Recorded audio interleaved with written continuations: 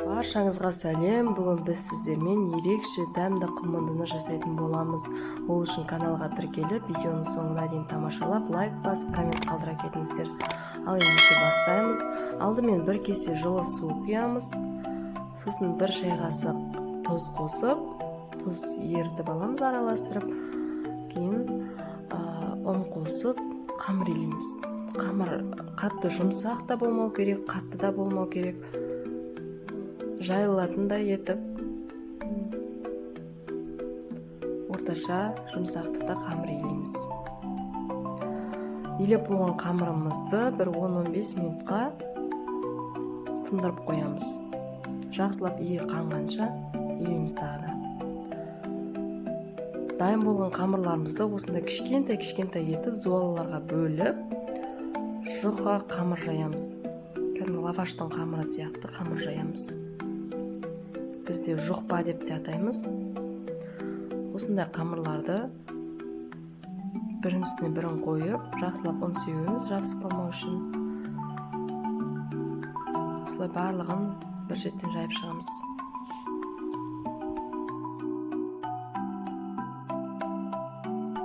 Жайып болған қамырларымызды енді осылай асты жалпақ табада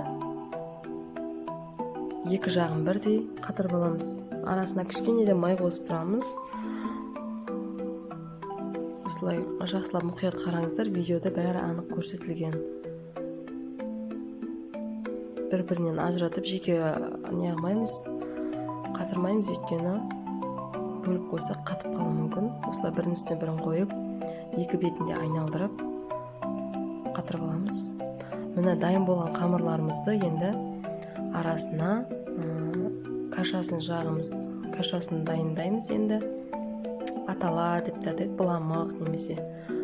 Алдымен осындай ұнды сковородкеде отта қуырып аламыз. Осындай қоңыр түсті қылып, дәмі өте керемет болады. Кәдімгі талқанның дәмі шығады. Сосын осындай 1 литр жылы сүтте 1 пиала шекер салып, қант салып, осылай ұнымызды салып, үстіне кашамыз дайындаймыз. Араластырып тұрамыз, тоқтамай піскенше. Өйткені арасында түйір қамырлар қалып қояды. Осылай қою болғанша араластырып, пісіріп аламыз.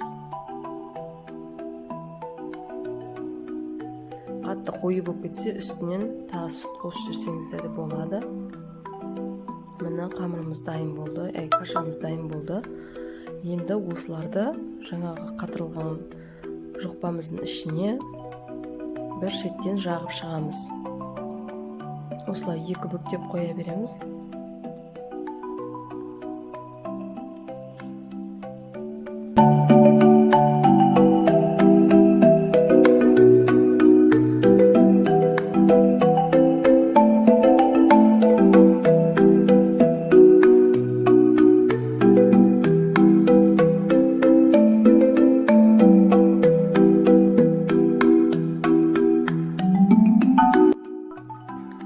Қатырылған қамырларымыздың арасына кашамыз жағып болдық. Енді осыларды күйдірілген қолдың сары майына бір батырып аламыз, қызып тұрған майда.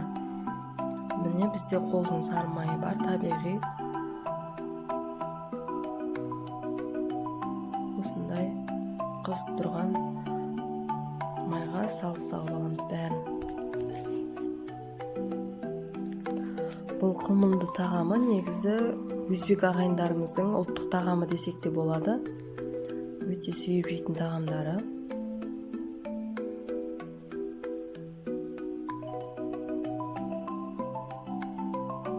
Сіздер де жасап көріңіздер. Дәл осы рецептпен дәмі өте керемет шығады.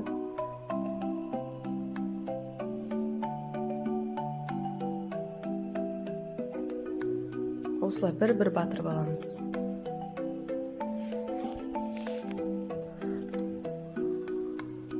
Міне біздің қылмындымыз дайын болды. Ал сіздерге ас болсын. Соңына дейін видеоны тамашаласаңыздар, менің каналыма тіркеліп, лайк басып, коммент қалдыра кетіңіздер. Ас болсын.